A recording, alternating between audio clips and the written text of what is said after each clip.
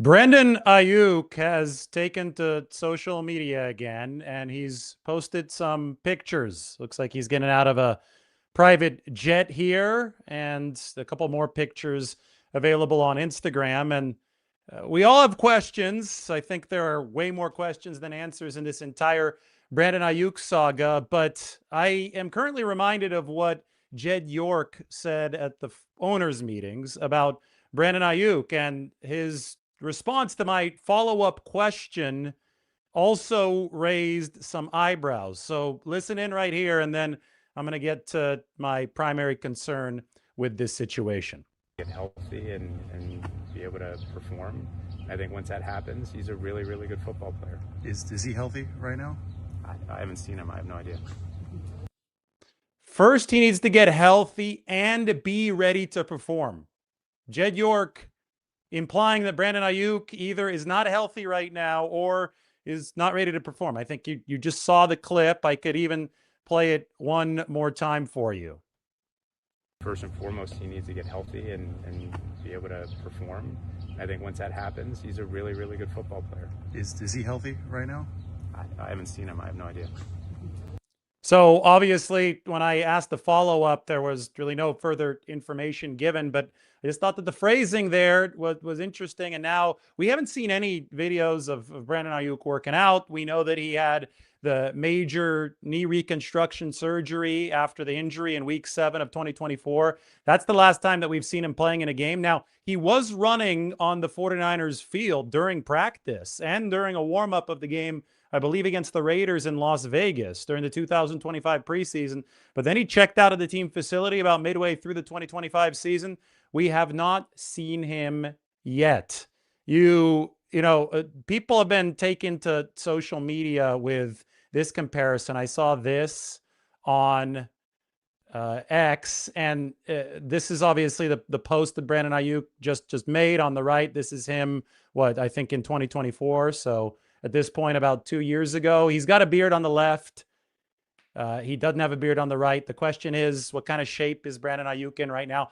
I don't want to read too far into pictures that can be taken from different angles, but I will read into what Jed York said at the NFL owners meetings, where obviously he did question Brandon Aiyuk's health right now. If he was fully healthy, if he was working out, we probably would see some videos, but I think that we also would hear a team that is presumably trying to trade Brandon Aiyuk, and I think it's more than presumable. I think the 49ers would love to trade him. We'd be hearing them say, yeah, he's healthy, he's ready to go, but we didn't hear those words. Now, as far as an actual Brandon Aiyuk potential trade goes, John Lynch addressed the possibility during his press conference to begin this week. Yeah, I've had some discussions.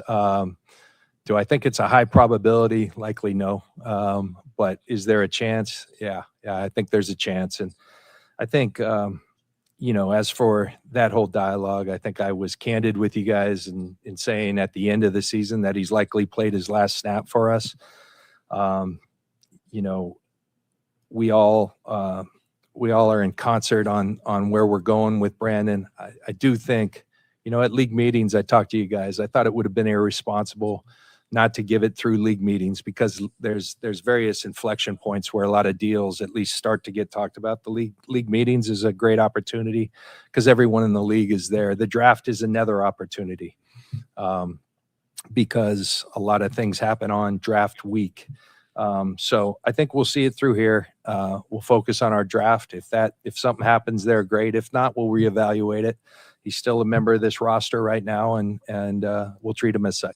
If a trade does not happen during this NFL draft, and John Lynch believes that a trade during this draft is unlikely, the 49ers will reevaluate the situation with Brandon Aiyuk. That means they're going to reevaluate whether or not they're going to keep him around on this roster.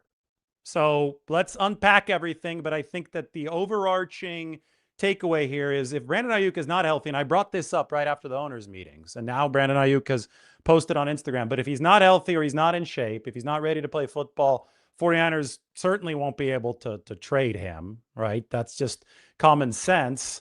But on top of that, the 49ers are now facing pressure just based on roster constraints to potentially move on from Brandon Aiyuk.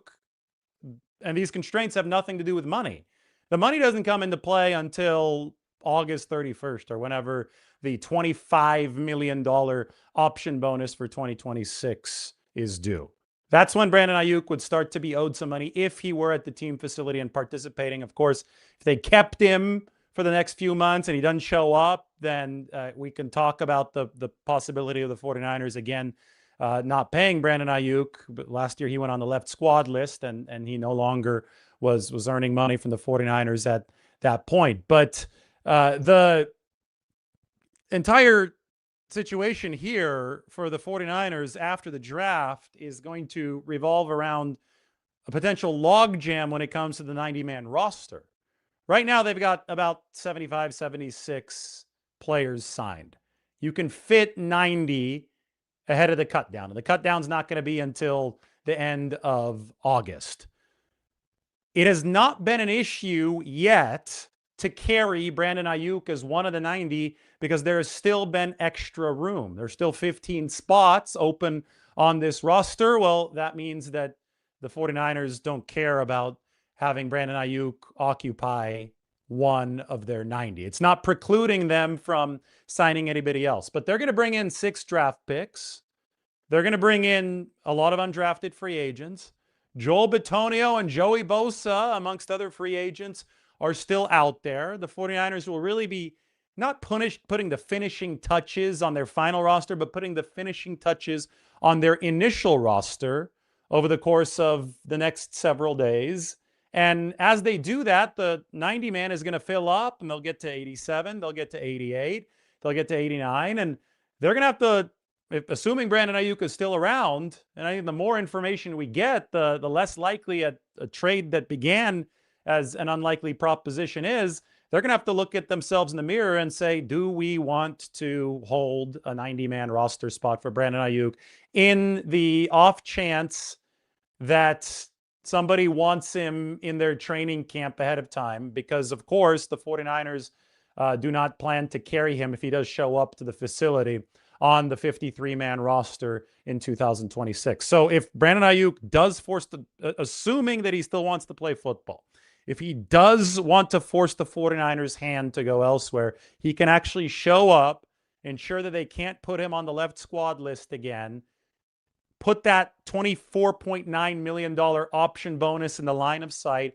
and force the 49ers to make a decision before that bonus triggers on August 31st or September 1st or whenever it is. It's after training camp and before the start of the regular season. That's what Aiyuk can do from his side, assuming that he still wants to play, assuming that he wants to force his way elsewhere. But he doesn't want to play, and we haven't heard from Brandon Aiyuk other than some of these pictures on social media. He hadn't really sat down and told his side of the story. We haven't seen him go out and run routes. I mean, in 2024, when he was away from the team facility ahead of signing his contract, it seemed that every other week we got a Brandon Aiyuk video of him working out in some park somewhere. We haven't seen any of that. So if he doesn't want to play for whatever reason, and I hate speculating on this kind of stuff, but I have to because Brandon Aiyuk has given us no choice but to speculate. It's hard to really fill in the gaps here. Jed York even said, I don't know, I haven't seen him. I don't know what kind of condition he's in. When there's so much uncertainty, the 49ers are much more likely to be incentivized to just clear the roster spot. And that's, I think, why we heard what we did from John Lynch saying that the 49ers would take another look. What did he say? Reconsider or reevaluate the situation with Brandon Aiyuk. It is wild. I will say it's unprecedented. He signed a deal worth up to $120 million. The 49ers have paid out about $48.4 million of that. Obviously, he's not going to make all $120 million. He's not going to make a penny more from the 49ers in all likelihood.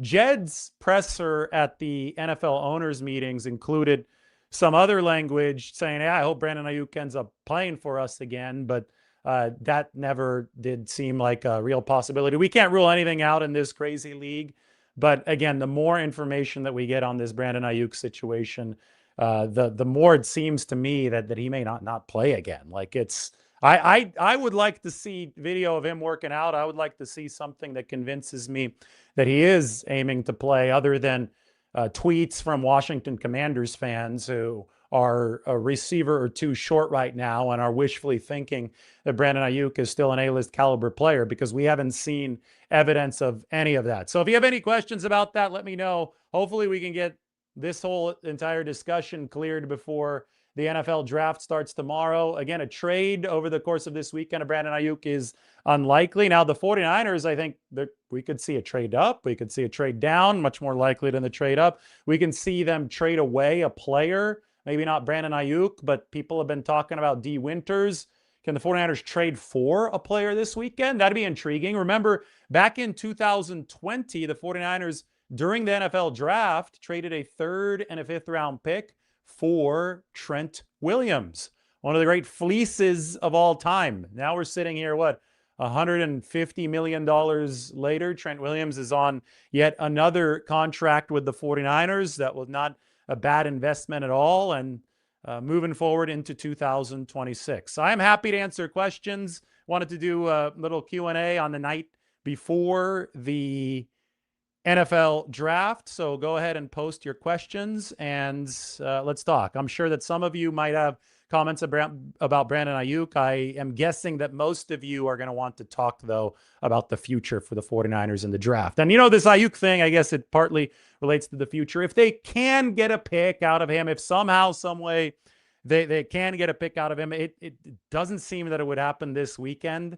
because I think that the only mechanism in which Brandon Aiyuk is worth something of draft capital value, or maybe even in player return value to the 49ers, is if he shows that he's in shape, he shows that he wants to play, and another team desperate for a receiver or eager to get a receiver in their building wants him in their building for training camp, because training camp is important for receivers.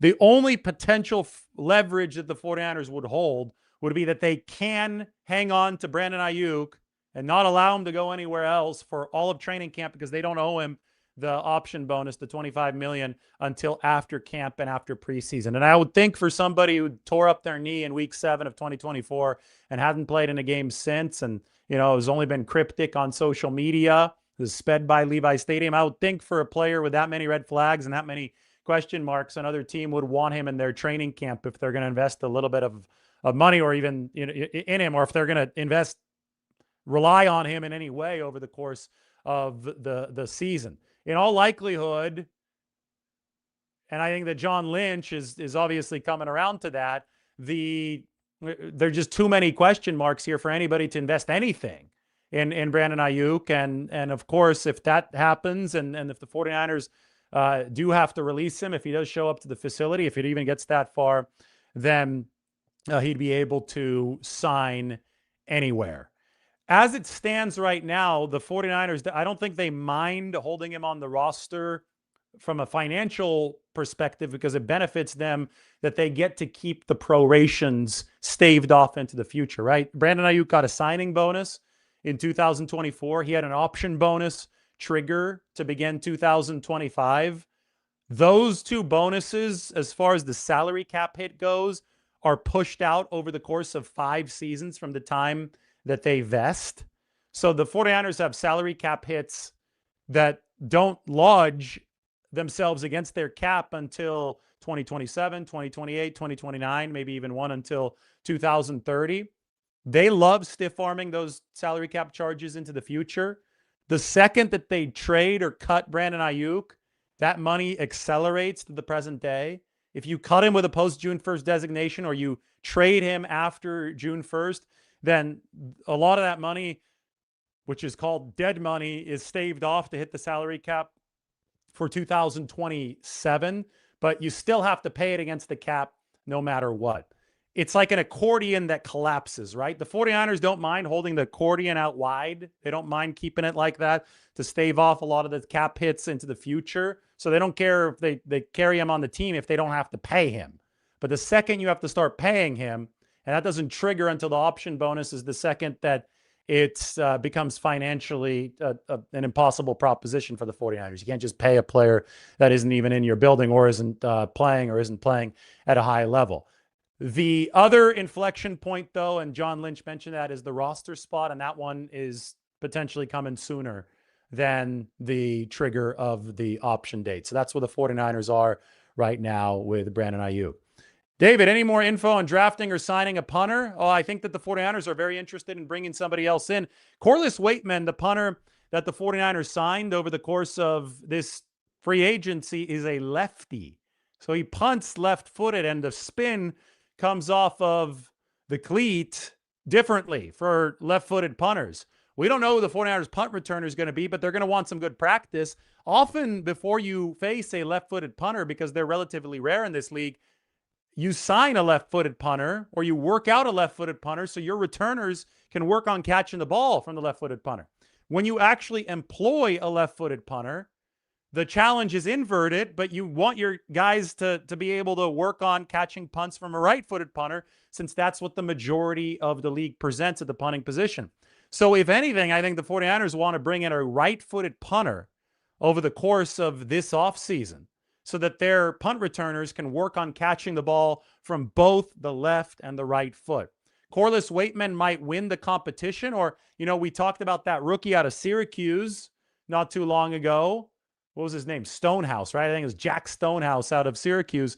He's one of the best punters in all of college football. He dominated the Shrine Bowl. It was awesome. He was pinning everybody inside the 20. His hang time was great. Maybe he wins the competition, but either way, I think the 49ers are going to have two of these guys in the building over the course of this offseason. And again, that takes up another 90-man roster spot. Brandon Aiyuk is currently taking up one of those 90 spots for the 49ers. And if you're carrying two punters, all of a sudden, it constricts. And don't tell me, that's just some random UDFA. Undrafted free agents have done great things in this league. They've done great things for the 49ers. 7th-round picks, of course, have done great things for the 49ers. Every single drafted player or undrafted free agent that you bring in is tantamount to a lottery ticket.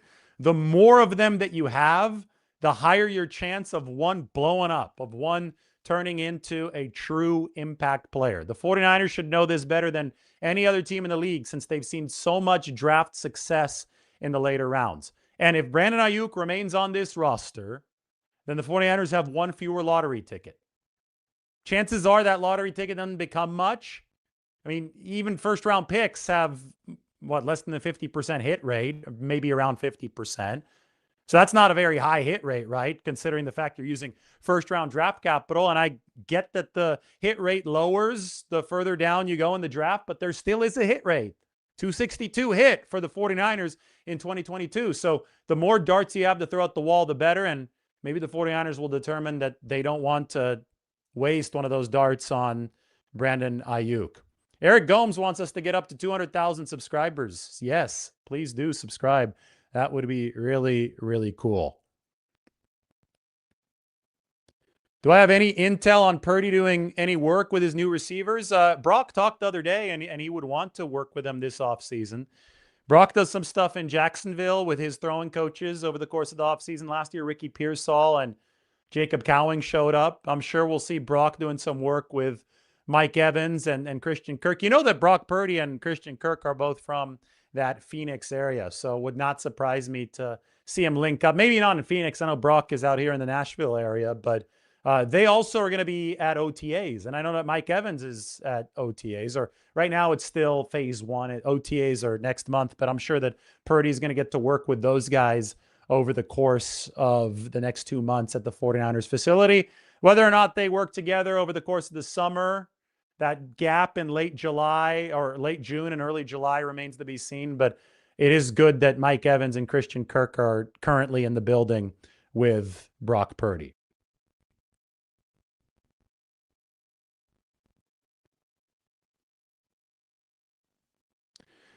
No, if the 49ers release Aiyuk, they would not get a comp pick next year. The only way that you get a compensatory pick is if a player leaves after their entire contract expires. So Jawan Jennings, his contract expired if he would have signed, or if he does sign here within the next few days before next Monday, that could help the 49ers get a comp pick. Then the formula is complicated. I don't expect Jawan Jennings to sign, though. It seems like he's waiting out the NFL draft, but Aiyuk is not going to earn the 49ers a compensatory pick. I did the Jawan Jennings update the other day. Somebody's asking about a Jawan Jennings update. I can't scroll down to it, but I did a Jawan Jennings update yesterday. It did like 60,000 views. Pretty sure most of you watched that yesterday.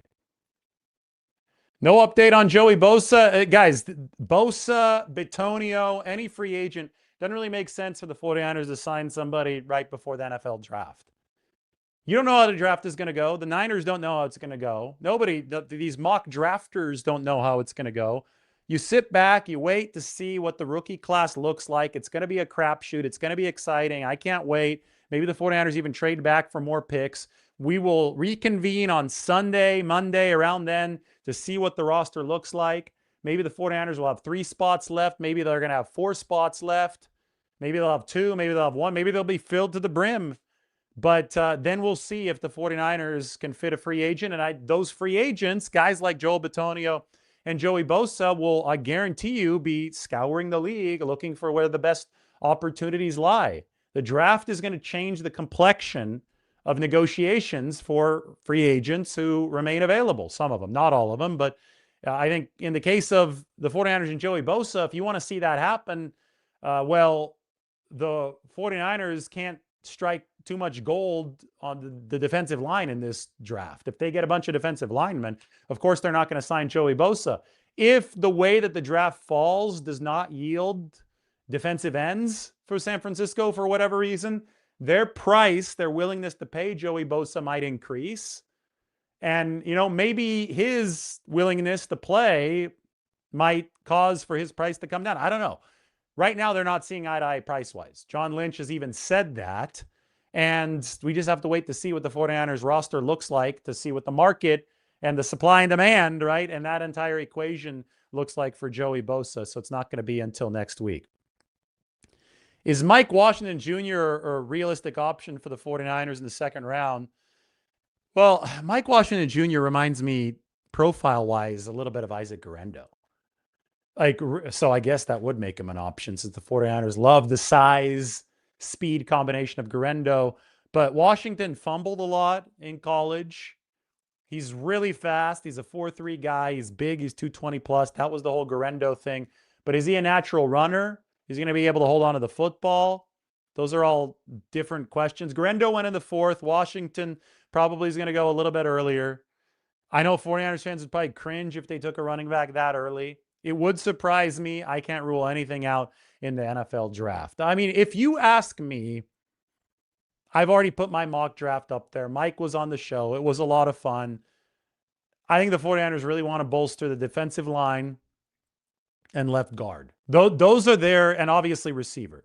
Those are the 3 biggest positions of need. They think the draft is deep there.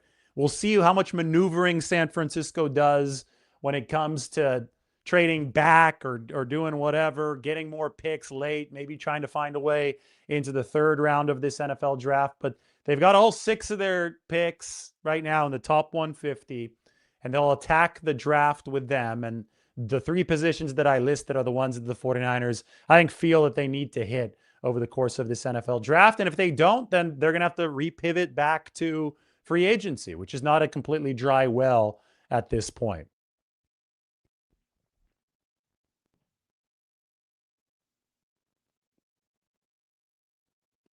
The NFL draft starts tomorrow at 5 p.m. Pacific time. And remember that the rounds are now 8 minutes long instead of 10. So it's going to go faster, which is a good thing, I think. I think round 1 had dragged on way, way too long in the past. So it's going to take, 2 times 32, 2 minutes faster for each pick. It should be about an hour shorter tomorrow night. That's 64 minutes. So that's going to be nice tomorrow night for the draft to not take 4 hours in round 1, maybe just take a good 2 to 3 hours would be perfect. Maybe we're sitting here at around this time. It'll probably be a little bit later with the 49ers not slated to pick until number 27.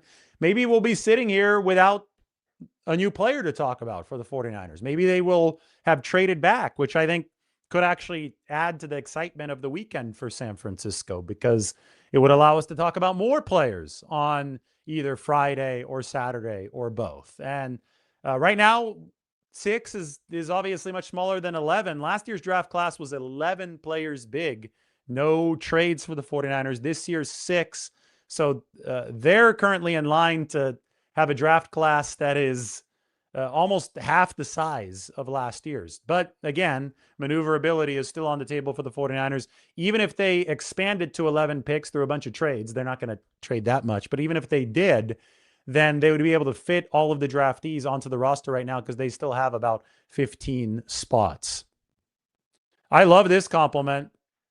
I got the beard trimmed today.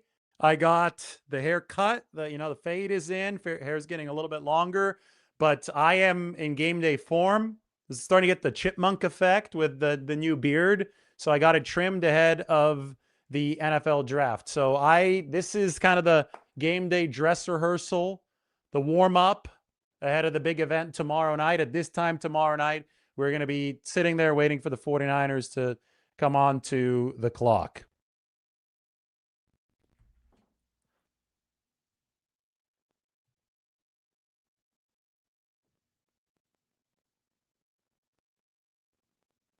So speaking of Roger Goodell, I talked to him at the NFL owners meeting. Somebody said, I can't wait until the boos come down on Roger Goodell.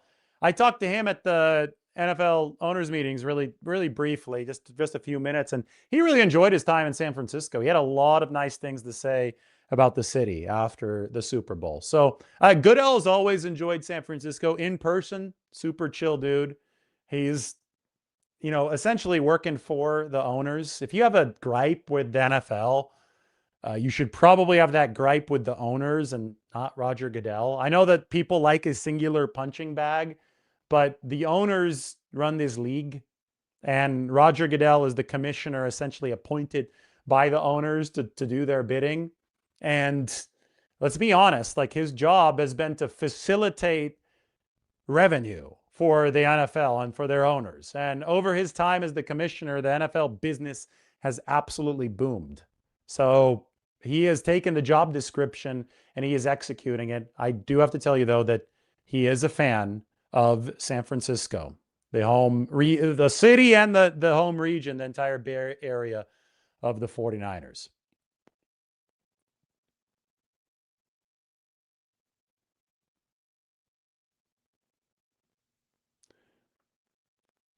I am waiting for some more good questions. Anything about the 49ers draft plans? Giants are playing the Dodgers. That game starts in just a few minutes. I could even get that open on my YouTube TV right now. Met Tony Vitello at a party right before, or a couple months before the start of baseball season. Cool guy. Actually coached for the University of Tennessee. You guys know I'm out in Nashville right now. But he coached at the University of Tennessee prior to this. And, he's just one of those guys that you want to see have some success. And the Giants beat the Dodgers last night. They hadn't been a great start to the season for the Giants, but it was neat to see them get that win. I don't like their retro uniforms, or they're not even retro uniforms. They're they call them the City Connect or whatever on Tuesday.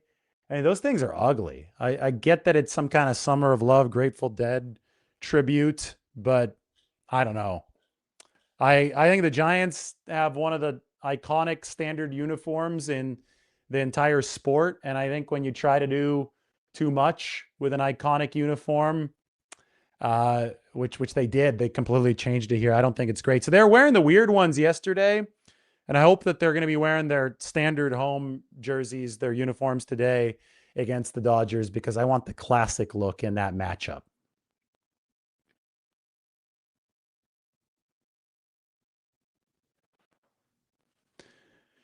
Raheem Morris is going to have a press conference much closer to OTAs. I believe it's going to be at the rookie minicamp. So in between the draft and OTAs, a couple weeks after the draft, we're going to hear from Raheem Morris for the first time. It's when we heard from Robert Saleh for the first time in his second report on, in his second stint as the 49ers defensive coordinator.